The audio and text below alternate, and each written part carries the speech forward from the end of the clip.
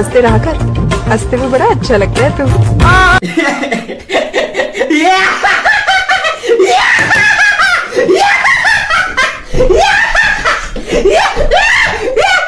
बसना और कितना आंसू उन्हें तो बोली क्या आंसू बोल के। अबे मैं नाम तो नहीं लूंगा पर बहुत गालियां बकता हूँ मैं तुम्हें। कहती थी तुमसे बिछड़कर मर जाऊंगी, बुखार तक ना आया साली को।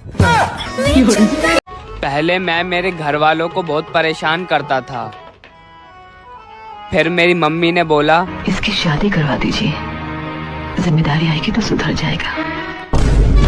बन गया। उड़ते उड़ते शहर से खबर आई है। ये झूठी खबर मैंने ही फैलाई है। मेरी तो किस्मत ही खराब है। सकल भूल गया तू, वो भी खराब है।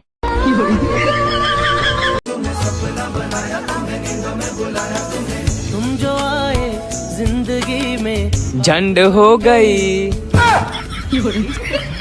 कल मोहल्ले में दो लोग आपस में गाली गलौज कर रहे थे, फिर मैंने वहां पहुंचकर उन्हें बहुत समझाया, तब जाके मारपीट शुरू हुई।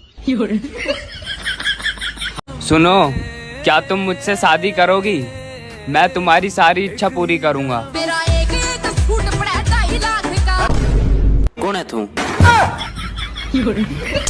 सोच समझकर मोहब्बत कीजिए जनाब, सुना है रिचार्ज महंगे हो गए हैं।